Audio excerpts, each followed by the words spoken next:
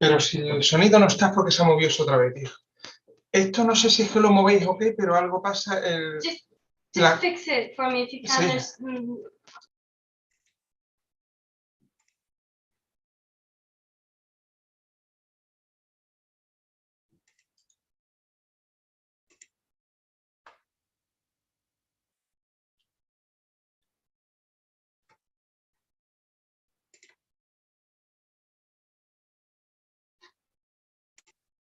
Pasa Just fix it for me if you can. Sí.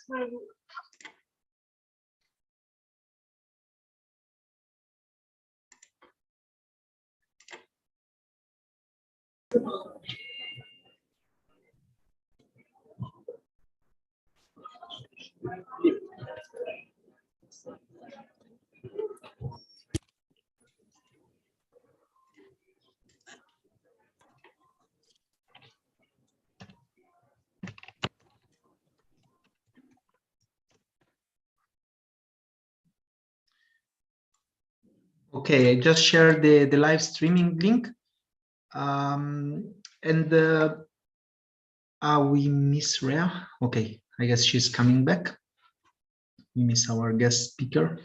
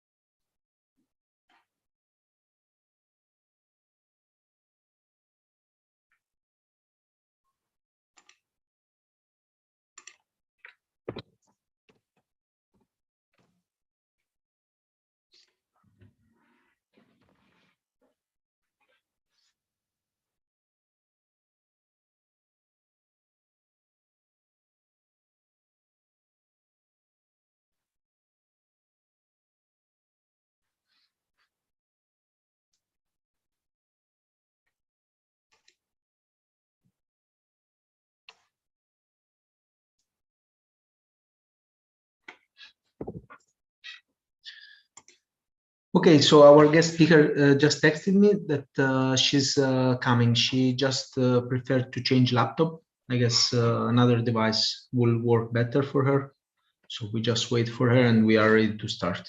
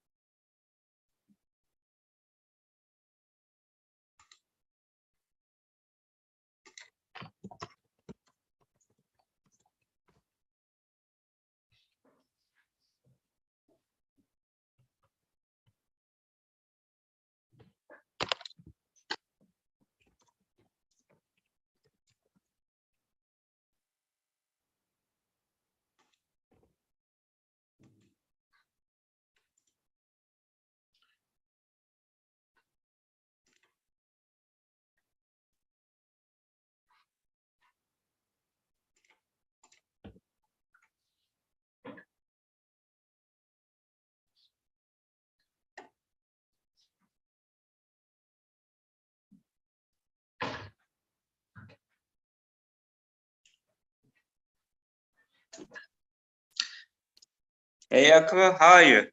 Hi, I'm good. Good to see you. How are you doing? See you again.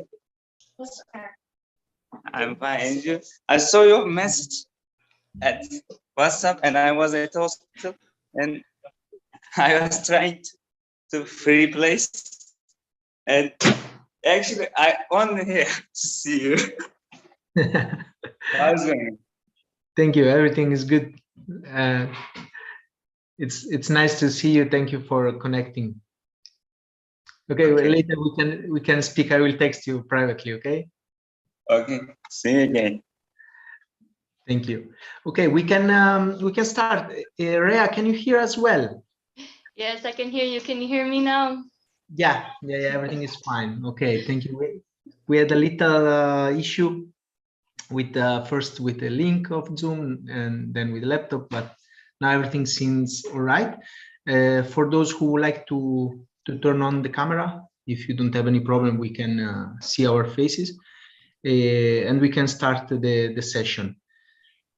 So we can, first of all, okay, we welcome our dear guest speaker, Miss Rhea Fraser, and she will she prepared for us, and she will hold a very interesting session on inclusive activities related to cycling, to include especially women. I will let her explain more. She will give us all the details. So we thank her for preparing this session and for being here with us. Before we start, I would like to have a round presentation from all of us. Very briefly, we can just say our names, where we're from, and then we're ready to go. So I will try to do not misspell your names. First one is very hard. Rimvidas. Yeah, Rimvidas. So I am from Lithuania. I kind of like cycling, and now I work with system and generation, so I just connected to hear more about the project and cycling. So I hope it will be useful. Thank you. It's nice to see you all. Thank you very much. Esmeralda. Hello, good afternoon. Esmeralda from Albania, and yeah, I would also like to hear more from Ria today because it's an interesting topic and appealing to me as well. Thank you. And we have Bura. Hello everyone, I hope you can hear me well. It's Buran Nazir from System and Generation. I am the coordinator of the association actually. But I can see the old coordinators here, Jacob and Esmeralda. I hope I can carry out the legacy. It's like it. From me, that's all. I think I prefer to hear you mostly. Thank you. Thank you. And Noemi. Can you be next one, please? Hello, everyone. I am Noemi from System and Generation, long-term volunteer. So nice to be here with you in the meeting. And really, really want to know it's important. Thank you so much. Thank you. And Hamed. Again, me. I'm Ahmed. As you know, we are Kuba and Esmeralda. I again see you, got to see you again. And I'm at hospital nowadays. And I have some free time and join to this program and see you again. Thank you. Thank you, Ahmed, our dear friend. And also my friend here, David. Welcome. And then we have Asif. Yeah, hey, I'm Asif Khan from Sweden, and I'm running a Center for Capacity Building and Empowerment. And we are partners in the project with System and Generation and from Spain and Portugal. Thank you. Thank you very much. Ezra? she was having some. Okay. Hello guys, it's really nice to see all of you. I'm Ezra. I am connecting from Turkey, like currently in Istanbul, and I work for System and Generation. I'm really interested about the topic, and I think like it's gonna be good for all of us. It's really nice to see you. Thank you, Jacopo. Thank you very much. And Rowena?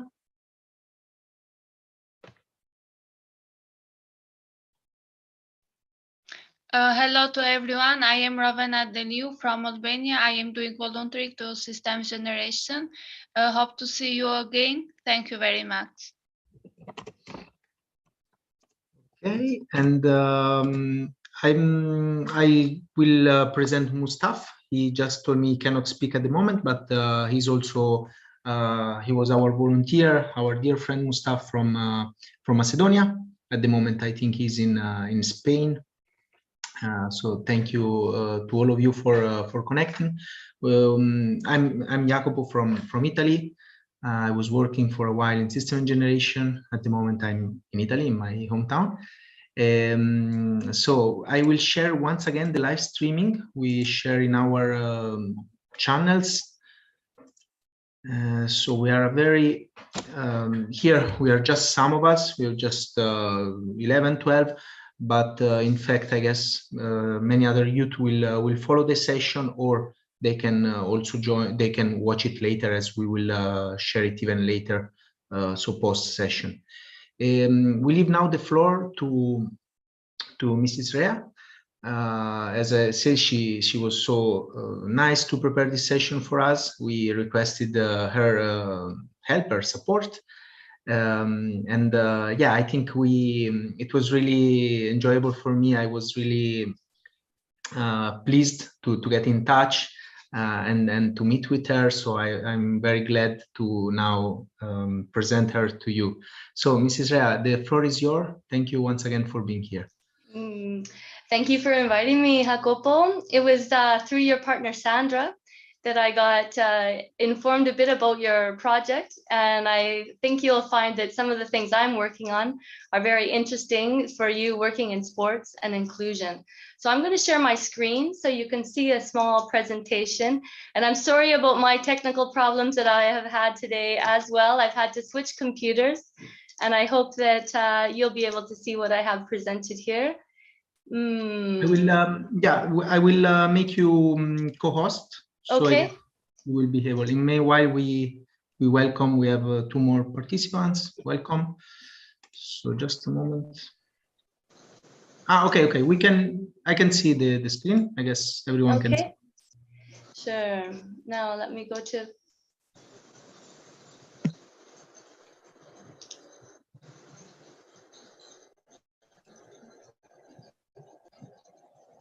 Okay, so I'll start by introducing myself. My name is Ray Fraser. I'm actually Canadian, but I live in Spain, in the very south of Spain, in a town called Tarifa. And I am so close to Africa that I actually have to be careful that my phone doesn't connect to the Wi-Fi in Tangier. I can see the mosque tower from my house, and Tangier is actually closer than the nearest supermarket that I go to.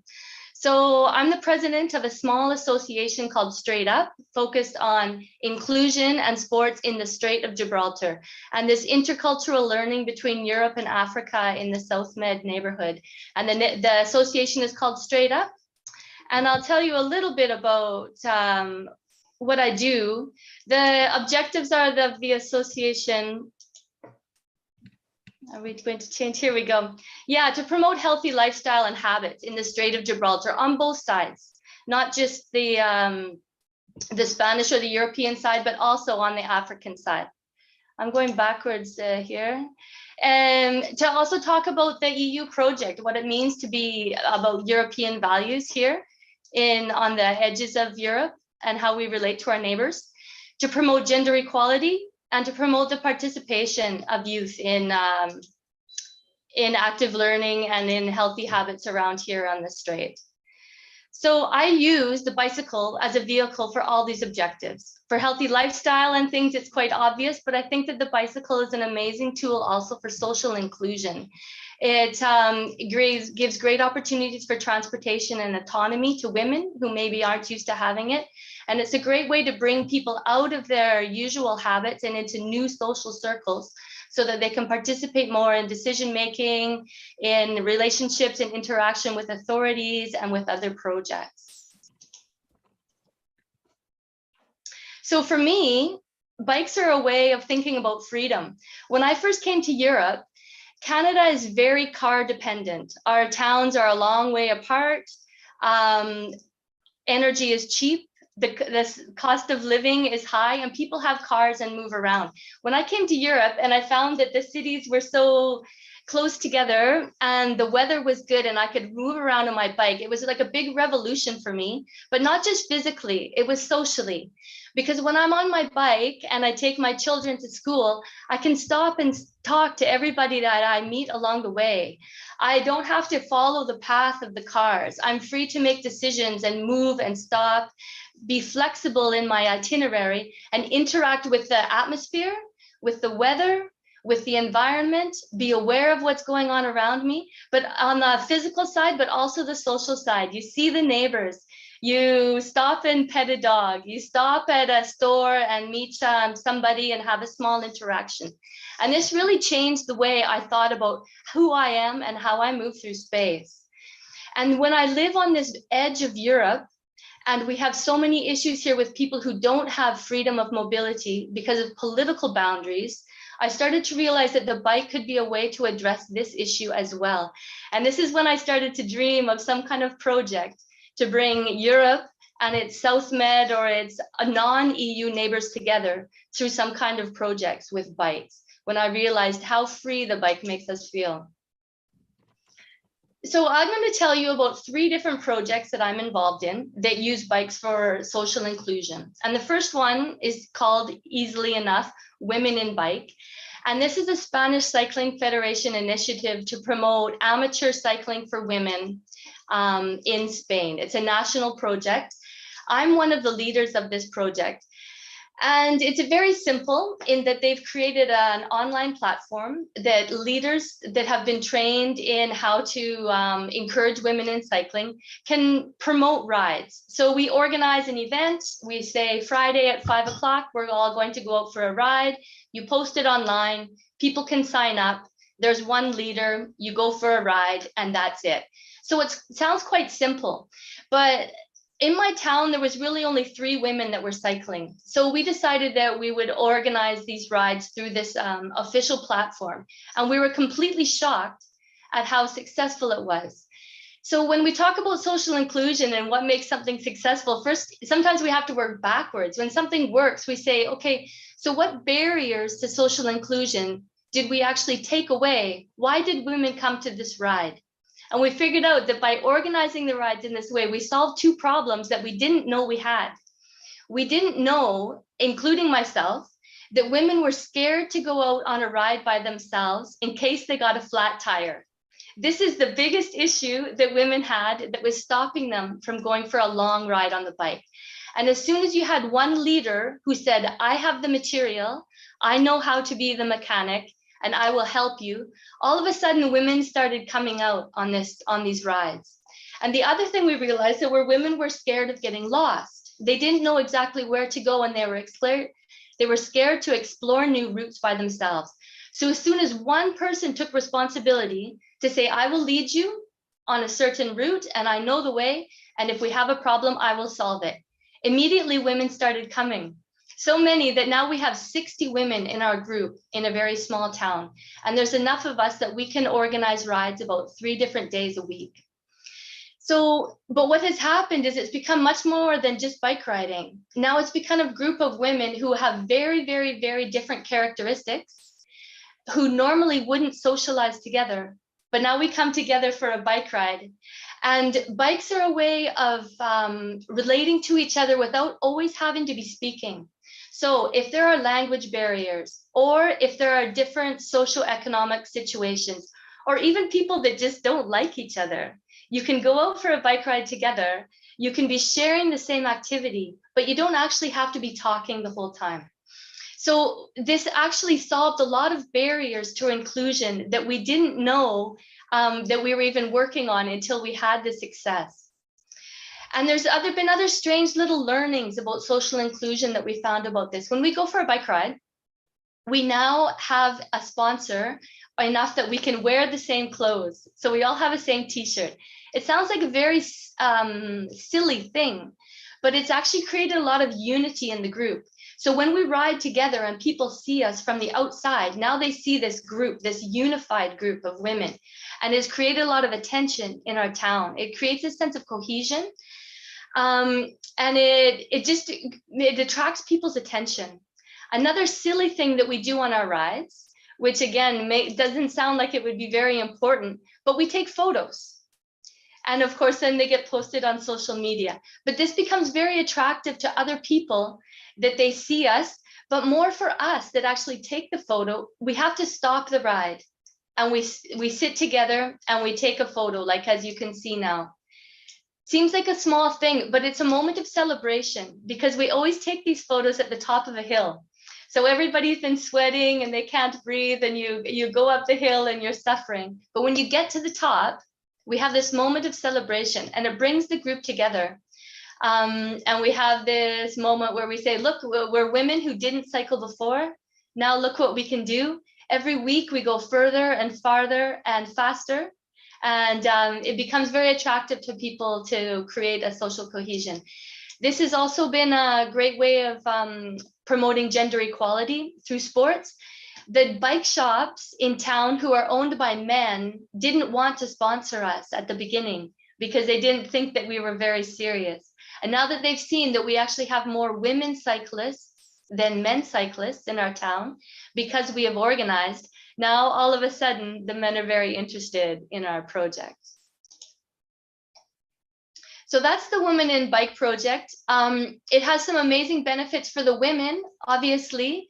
More riders mean more people that are being healthy habits for sport, but also now those women who become avid cyclists use their bicycle for transportation day and day. So this is one less car on the road. Every time you convert a person who used to travel for their local errands and day-to-day use to work, to school on a car, if you can convert them to a bike, it's one less car.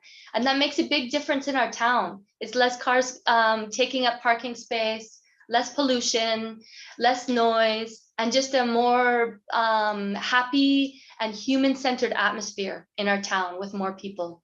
So there's huge benefits for the individuals, but also for the entire community. Especially women are big influencers in families.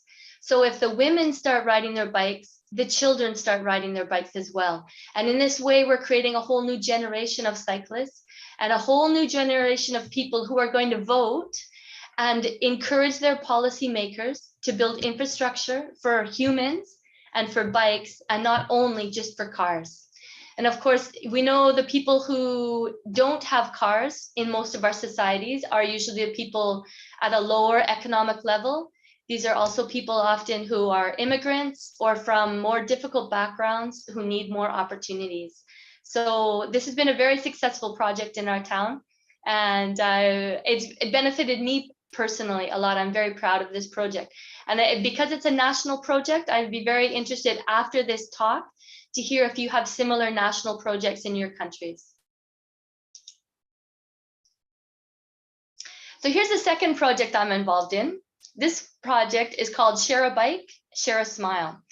This project grew organically. A good friend of mine named Gabo in Germany, he was already a BMX rider and was sharing bike parts with people in other countries. And I was doing the same because as I said, I have my neighbors in Tangier across the way who don't have access. They don't have a bike shop. Even though it's a city of a couple million people, they don't have a BMX bike shop. So when I went over to ride my bike in Tangier, I would always bring parts to them. So we found each other online, realized we were doing the same thing. And Gabo has led this project where we are collecting used bike parts from pro riders in Europe and sending them to countries with kids who want to ride but don't have access to the parts. And sometimes it's not always just economic barriers. Often it's just distribution barriers. They're in countries where they don't have access. There's no distribution to BMX parts. So we send the physical material, which is very helpful so that the kids can be riding and can fix their bikes. But what we do when we send a shipment of parts, we work with the local riders to create an event so that at this event, they can distribute the parts to the local kids, but they can also showcase their skills to local authorities and to their general public and show how this sport is important to them. And it links the pro riders in Europe to the young riders in another country. And here we have the intercultural learning where they get to talk to each other and find out about how similar they are in their sport, even if their language, their culture, their religion is very different. And it creates this common ground sports where it doesn't matter who you are or what language you speak. If you're two people on a bike doing your sport in a skate park, doing BMX and doing tricks, everybody's the same as well. It's a great equalizer. So the pros in Europe benefit just as much as the young kids in the other countries because they feel like they're giving back to their sport. And this gives them a sense of responsibility and a different form of looking at their community and the responsibility that they have to grow their sport and help a new generation of riders come in. It's also important because it recycles the material. Bikes are made of metal, and this doesn't break down. It creates a lot of garbage if the parts end up in a landfill. And if we can reuse those parts, sometimes we repaint them or maybe fix them up a little bit and have them rebuild a new bikes. We're just creating less garbage. And this creates a new relationship between the person and their bike as well when they have a chance to build it themselves. And it really creates lifelong bike enthusiasts. So this, we've shipped parts now to countries like Colombia, Argentina, Ecuador, Honduras, Nigeria, Morocco. Where right now, Gabo is working with some immigration communities in Ukrainians in different countries in Europe. And we send the bike parts, we collect them. These are actually my kids. So we collect bike parts from whoever we can get them. Different bike shops in Europe that help us as being like a collection point. We clean up the parts and we ship them overseas. So we found sometimes that the benefits are not what we think they are. We think they're for the people that are receiving, but often the benefits are for the people who are giving, about what they learn along the way and how they learn to appreciate other people and see themselves as leaders of their sport and take responsibility to grow the sport and provide opportunities for other people. Let's see. So then this brings me to a third project that I have that now we're into Erasmus. I have an Erasmus project called RIDE, Role Sports for Inclusive Design and Empowerment. And this is a series of 3 Erasmus youth exchanges between Spain, Morocco, and Germany. So I started this project, as I said in the beginning, because of my fascination with and my desire to create some unity in the Strait of Gibraltar between Spain and Morocco, right where Europe and Africa almost meet. So I started riding my bike in Tangier and meeting the street riders, the BMX riders there, and encouraged them to start their own nonprofit association so that they could participate in Erasmus. And they did amazing work to make that happen in Morocco, which is not easy. And so we applied for 3 youth exchanges together with a very strong association in Germany called Glaze D. They have a big skate hall where they do BMX and skateboarding, and they work a lot with teachers and youth workers for kids who have various difficulties, and they use skateboarding and BMX with them. So we have this amazing series of 3 youth exchanges. The first one will be in July in Hanover, Germany. And the objectives of these youth exchanges are, again, to promote gender equality and intercultural learning, social inclusion, and healthy lifestyle, of course. But we're going to take it a step further here. And we're really trying to help people develop themselves personally and professionally so that they can start to lead their own projects about sports. So we're going to work a lot on how to speak with authorities, how to organize events, how to get permission to do things in public spaces. We're going to look at how to build flexible bike and skateboarding infrastructure so that we can use it in places where it's difficult to get permission to do events. Tangier is quite difficult. They don't always have a good relationship with their government and with their local authorities. They have a lot of trouble if they ride in the streets. The police are quite difficult to deal with and don't allow them to do their sports in public spaces. So our goal is to help them to build some flexible bike ramps that they can use to do BMX events and skateboarding events, but then they can put them away. So they can adapt to the situation and do what they can to start their sport and to lead their sport there. So we're going to empower the young participants from Morocco to also about how to manage their association. So they will spend some time with the mature association in Germany, learn how to do their internal management, financing, apply for projects, all these things so that they can go from a very fledgling brand new association in Erasmus and hopefully do some great projects there, which will be beneficial to their youth. BMX is a really amazing sport. I'm not sure how many of you are familiar with it or know much about BMX, but street riding is very fascinating to me because a person on a bike doing tricks on the street looks at the system in a very different way. You're not bound to the linear lines of the street or the street lights.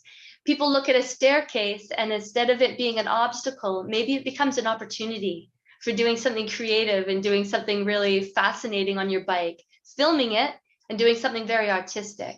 And I love this way. It comes back to my idea of bikes as freedom.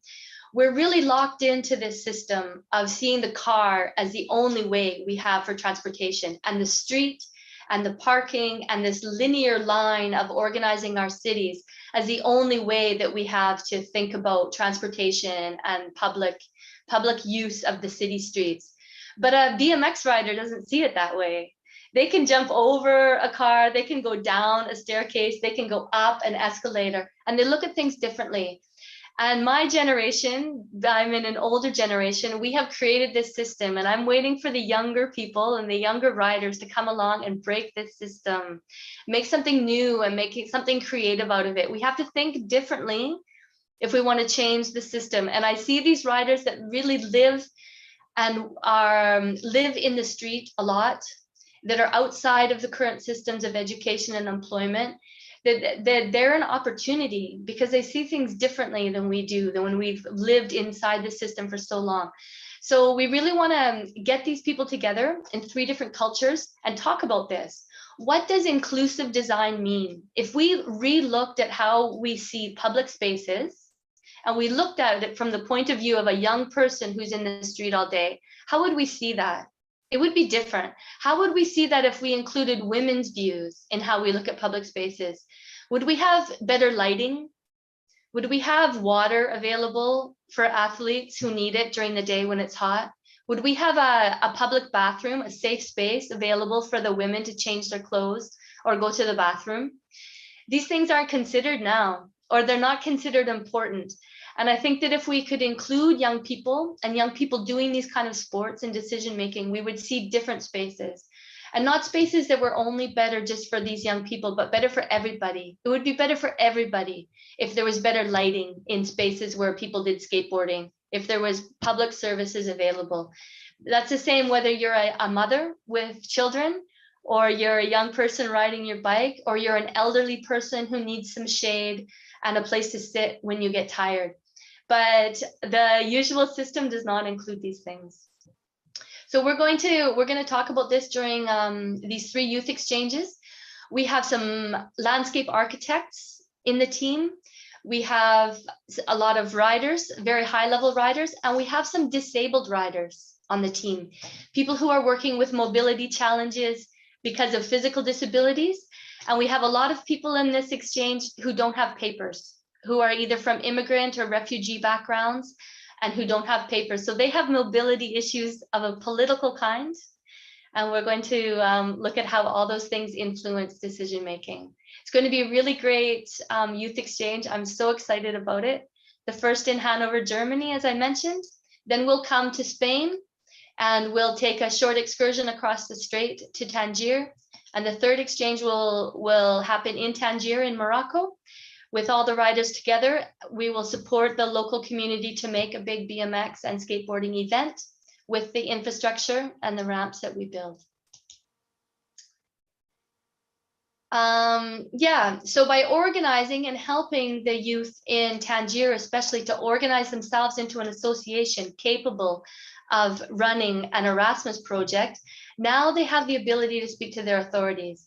Now they have some international support to go to their Ministry of Youth and Sport and say, hey, we're doing an event.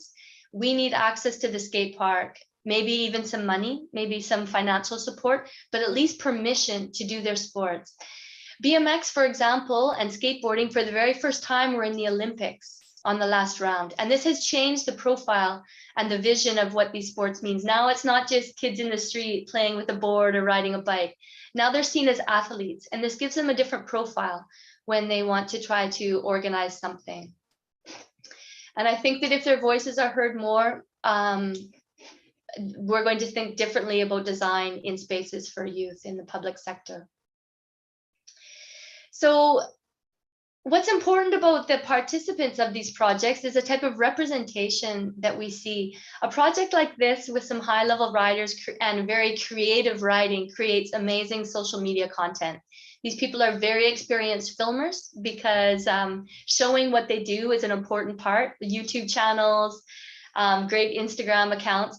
And so when we see women in these videos, when we see disabled riders in these videos, when we see people from an immigrant background in these videos, it gives us a completely different image of who is an athlete, who is included in decision-making in these sports, who is important in these sports. So representation is important, that other people see themselves reflected in the top level of these sports and in a creative way and in a cool way, no? There's so many kids in every country who maybe don't have opportunities, and what they do is they spend a lot of their time on their street. And if they can identify with somebody who's really made it into another level, they see somebody who looks like them, comes from their country, maybe speaks their language or is their same religion, it can give them a sense of empowerment that is available for them too. These sports teach a lot, because we talk about youth who are outside of school and outside of employment, but the sports of BMX or cycling or skateboarding teach a lot of patience and resilience because they're non-competitive. You only are competing against yourself. When you want to learn a BMX trick, it's just you and your bike, and repeat and repeat and fall and get up and fall and get up and fall and get up. And this is what you have to learn to do anything in life, really. And they have a lot of lessons to learn because there's no reward for their work except for what they get out of it. And really, if we want people to be self-motivated and to fight for social change, this is the only reward that there is, no? The ability for you to see that you have had a power on other people and to make a positive change. So I think these sports have a bigger impact than people realize because of the personal growth that happens in them. So another thing that I do a lot in my association is I try and match these people with projects. I am always scanning through whatever Erasmus projects are looking for people. And I try to find riders and people who are outside of education and outside of employment, but are maybe very dedicated to their sport. And I try to send them on youth exchanges so that they can develop personally. These two fellows here are named Juanje and Paquito. They're very good BMX riders from Malaga that I have sent on some youth exchanges, and some that are part of your project with Sandra and the association from Spain. Juanje Trujillo, I'll show you a photo of him. These two girls, Francina and Anaí as well, both came here from Colombia and Ecuador without papers, with difficult conditions, but they're fighting every day in the skate park for their space as women and showing the guys just what they can do with the dedication that they have. But for these people to do Erasmus projects, they need logistical support, because even a free Erasmus project, you need money to buy the ticket to be able to participate. So this is what I do with my association, is I front the money for them so that they can go on Erasmus projects. And then they really become leaders in their sport, and they show other people the value of Erasmus training for non-formal learning and how it can help them move forward in their lives. So here's another photo of, this is Juanje Trujillo, for example. You can see here his bike is adapted because he's missing half an arm, but he's a top rider for Vans. He's sponsored by 360 BMX, the biggest bike shop in Spain. Amazing rider. I'll share some Instagram accounts with you later so you can see what he can do on a bike. Absolutely inspirational. Has overcome a lot of challenges and now is an amazing youth leader and role model for other people who have to overcome any kind of mobility challenge to participate in sports. This is Francina. Again, I mentioned her as well.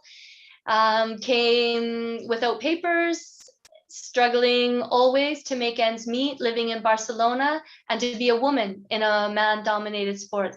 She inspires me all the time. She's another one I've sent on some various youth exchanges and projects, and is a great role model.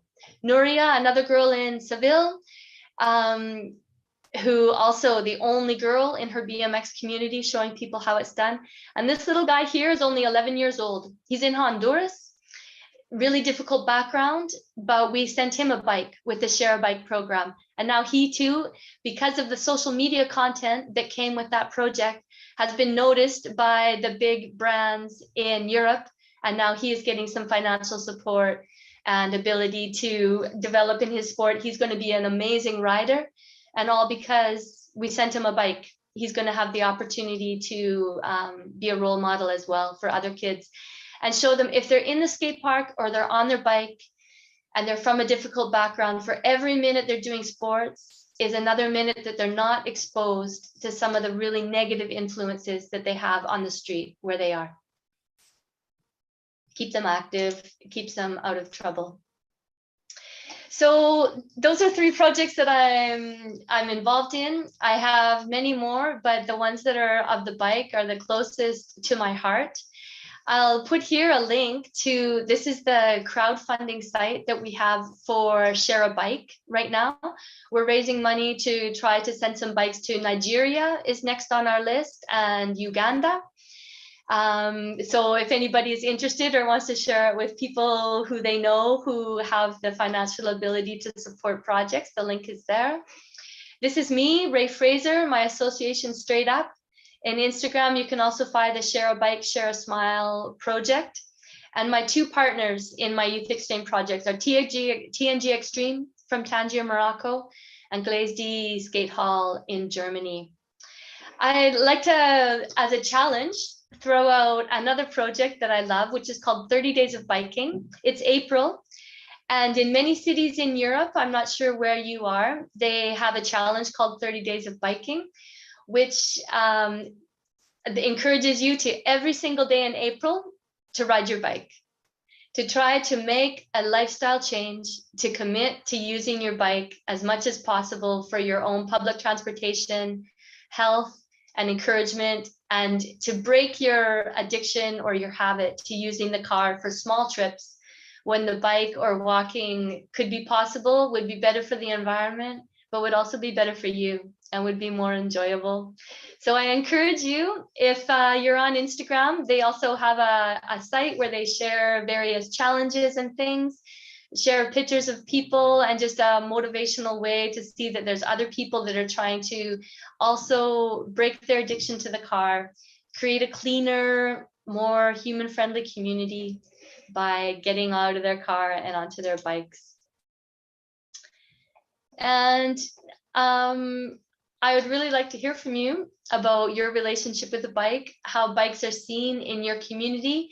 Here in Spain, we're still fighting for infrastructure and for acceptance of the bike in a lot of cities and towns. It's nothing like going to Amsterdam or Copenhagen or even Germany, where you see bike paths and infrastructure everywhere. Here for us, it's still a fight, but slowly we're seeing people wake up to the beauty of it. And any questions or comments, I'd really like to hear from you. And I'll leave here also my data as well. If you're interested in projects or anything that I'm doing, please feel free to contact me anytime. And I'd love to hear from your questions.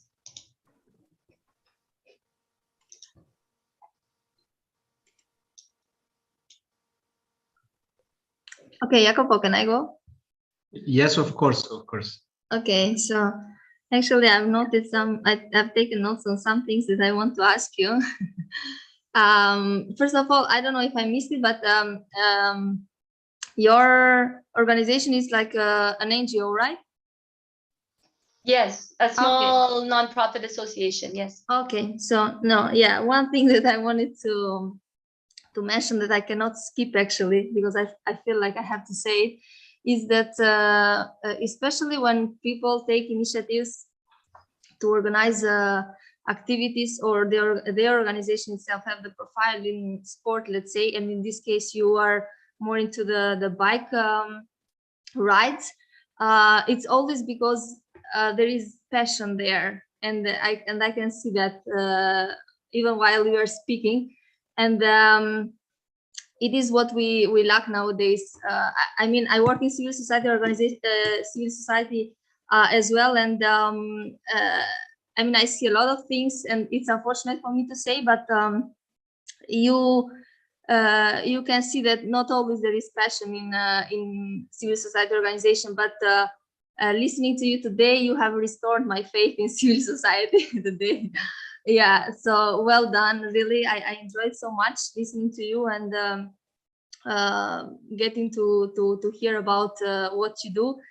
Personally, I love bike. I ride bike. I mean, currently I don't have my own bike. I used to have it, but yeah, I ride a lot when I have it. And actually, about the situation here in Albania, it's if you in Spain lack the bike lines, here it's you cannot even think about that.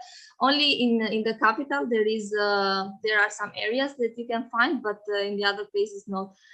When I was living in Ankara, I was riding the bike there, and everyone, when I was saying that I ride bike in Ankara, they were saying, "Oh, you like dangerous extreme sports," because it was an extreme sport riding the bike there, because there was no lane for bikes, the cars and the traffic was crazy. But yes, still I survived. Here I am, and actually I would like to share my longest ride that I did with the bike when I was in Ankara. It was almost 95 kilometers a day, almost. Yeah.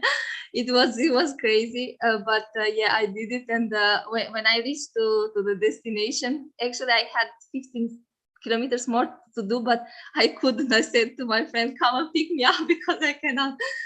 But when I reached there were some a group of friends that they went there by motorbike. When I told them that I came by bike from Ankara, and they were like, "We got tired with the motorbike and you came by bike." This is crazy. But yeah, it was very much fun, and I like it. Now my questions for you. I hope I was not too long with my comment. So I wanted to ask you, what maybe you mentioned it, but I want to ask about the profile of women that mostly join your activities, and how do you find them, and do you see any hesitation in them joining your rides, let's say? Good question. Because I see the success we've had, and I see where we're lacking. It's actually older women who are more interested in joining our group, and where I'm having trouble connecting is with the younger girls. And I'm not sure what that is, if it's because already the core group is older and so they don't want to go out with us. And when I say older, I don't know, I'm talking about 35 or 40 plus, not old. But it's like the 18 or 30-year-olds, the exact Erasmus age, for example, who aren't as interested. And I'm not sure if they're not interested in sports in general, if they're not interested in our group, or if I'm not connecting with them the right way. So any feedback about that would be interesting. But your comment about passion really stuck with me, because the reason why I feel like it's important to find these young guys and girls who are riding bikes and doing sports, but not in education and maybe not in employment, is because they have so much passion for their sport that when you bring them to a non-formal education, they kind of contagion the whole group, because the kids that have a lot of opportunities sometimes have seen everything, and they've been everywhere already, and it's not so special for them. But you bring somebody, I just took 2 guys who had never left our town to an event for their very first non-formal event in Madrid, and their eyes were like this the whole time, and it was so exciting to be with them and watch them be excited that the whole group grew. So I think it's important to go out and find people who will bring that passion to your organization. And maybe they have a lot of challenges to get there, but it's worth the effort to try to bring them. So how do I get these 18 to 30-year-old girls out on bikes? I don't know yet. If you have any ideas for me, let me know. Okay, good. I have a second question, and I'll stop it here. So what's the longest bike tour that you have done so far? Oh, you beat me. I do 80 kilometers often. We do an 80-kilometer mountain bike route. That is something that we do quite often, but my goal is to do a 100-kilometer ride, but I haven't done it yet. Okay, good luck. Thank you so much for today. Thank you. Anybody else have a comment or a question?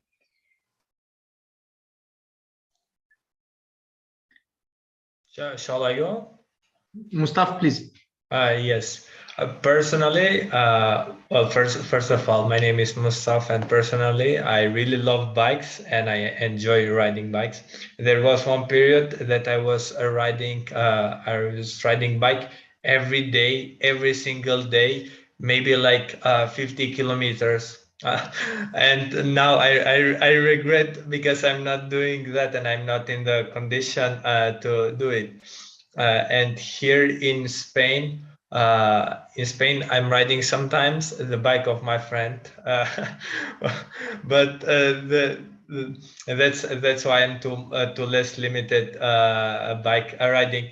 So as for the infrastructure and the way how the bikes are seen in the community, I will speak. I will say about Macedonia and about the capital city, Skopje. At least in my community, it's a rather down scene. It's like, oh, what the fuck are you doing? Like, you are riding on a bike? That's silly when you can drive on the car. So I don't really like that attitude. Many times I've been told that, oh, why you are going on bike? But that's most probably to change. So what I wanted to ask is, for the moment, I'm in Spain, and I'm in Granada, in the south part of Spain. And I wanted to ask, do you organize, because as far as I remember, you said that you organize riding activities with groups, with different groups. And I wanted to ask, do you have any specific list where do you organize riding activities with groups? And if you do, which cities and how frequently? As I mentioned, this platform of Women in Bike lists all the group rides organized through the program throughout Spain. And I'm sure there's a group in Granada, but it's women focused, which is interesting. This is the interesting thing about inclusion, that sometimes to create inclusion and grow one group, you actually have to close the group off to others. To create a safe space where women feel like it's not competitive, we've actually excluded men. And this is a tricky area, no? That we've grown the women riders by excluding others. And I don't know if there's a similar platform for you to find the riding community in Granada. but I can look for you and get back in touch with you, Mustafa, if you'd like, because we're neighbors here in Andalusia. I'm in Tarifa in Cadiz, and see if I can connect you with a local ride group in Granada. Your local bike shop is the best place to go ask, because usually group rides meet at a local bike shop. I know the really hardcore riders that like the mountain go to Granada to go up and down the hills. So you'll have to get back in shape if you want to go with them. Yeah, that would be very nice. Thank you very much.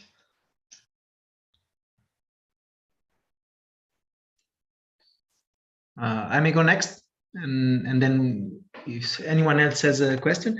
First of all, I wanted to thank our dear Rea. I also took many notes, and I found your initiatives also so linked with the project that we are carrying out, so FairPlay for Inclusion, because also we are in the same on the same page. Let's say we are organizing activities through this project that are non-competitive, and also in many cases we were, as you mentioned, that what you do also can be an example both within a family. For example, I remember you were mentioning like can be an example if a mother used the bike for their daughters and so on, but also for the youth. When you mentioned the youth from the street, you know, they can have a good role models, and this is also something that we tried, the 4 organizations that are involved in this project. And for example, in Turkey, we were organizing, in this case, like mixed gender activities to try to break a bit the stereotypes, the more conservative, let's say, stereotypes on closed gender roles. So, for example, we organized many times mixed gender football events and so on that were not just meant just for the sake of having a good physical activity, let's say, but also to send a message, you know, that even it's not true that boys and girls need to be separated when doing certain sport, especially. So thank you. I wanted just to underline this. Also, I have a question. Like at the beginning, you mentioned that, for example, you found some difficulties in sponsorship. Like there were some men, they were owners of the shops. They didn't want to sponsor you. I wanted to ask which were, beside these, let's say, the main challenges that you had to face during this journey. Yeah, the challenges in everything are always getting the first critical mass. You know, you have an idea with one person and you talk to 2 friends and everybody says, yeah, sounds nice, but, and it's like getting this first critical mass where you get a few people to support you. And then once you have a small core group and people see that it's working, then everybody joins, right? And everybody says, oh yes, I knew it was a good idea from the beginning. But it's convincing these first few people to come, like the early adopters in technology, the same thing, the early adopters to whatever your social initiative is. So it's like I say, with these first bike shops, when we went to ask if they would sponsor us just so we could have a t-shirt, we weren't asking for very much money, and they said no. Now they're dying to be our sponsor. We've got 60 women riding up and down the street all day in bright pink t-shirts. Everybody sees us. You know, now they wish they had have been more supportive at the beginning, but they were waiting to see, are we going to be successful or not? So communication is really important. When you have an idea, how are you going to communicate it at first to convince those first people to band in with you and create some nucleus? And I've watched people do this well. And what I've learned from the people who do it well is you have to really let go of your leadership and let the group form organically with everybody's idea so that they feel ownership of the idea too. It can't just be your idea that you sell to other people and let them join. You have to build the group energy so that everybody feels like they're involved. And that's not always easy if it's your idea and your ego, and the idea might change a little bit because you bring other people in. But it's the only way to really get the commitment from people, that they feel that it's theirs too. Thank you. I was having a discussion today about this for I'm social worker. I was having a discussion in a different field, but yeah, actually we were coming to the same conclusion. Like when you when you try to help a person, you need to feel the person like feel active in the solution as well, not just that you offer the solution. Otherwise, it might seem a bit of an imposition, let's say. But so thank you so much. That's very interesting to hear. And I would like, I don't know if there are any other questions or observation. Noemi, maybe? I say you were moving. Yes, I just want to say it because there is noisy. I really like so much how the mentor how you explain the idea of community, and it's really remind me what Carlinhos Brown did in Brazil about the community with social expression, and I really think that about this kind of from sport, from music, we really can change the community, and we can give power to community. I'm really lucky to hear you today. Thank you. Thank you. I love Cornelius Brown too. It's really nice that you brought that in, because my other passion is capoeira. As a sport, that's where my personal practice is, and the music of Brazil. Amazing. Thanks for that.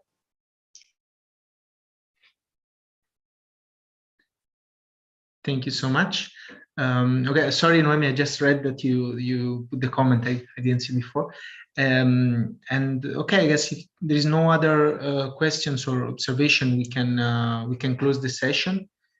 So we thank so much our dear Rea for preparing all this session. It has been really a long time, like I think something like 3 weeks maybe, that we have been in touch. So thank you very much for this commitment that you had for delivering this session. And in fact, yeah, we were some participants here, some in live streaming, some will watch the session later on. We will send also, we will make our report, we will send to the European Commission. So hopefully this session can be also inspiring and useful for more and more people. Thank you very much for this. And okay, so there is no much else to say. Thank you very much for everyone who connected and followed the session, and see you next month, hopefully. Thank you for including me, Jacopo. It was very lovely, and I put my name in the chat if anyone wants to find me on Instagram to keep in touch. Thank you. Thank you. Nice evening. Thank you all. Thank you, Jacopo. Thank you for the session.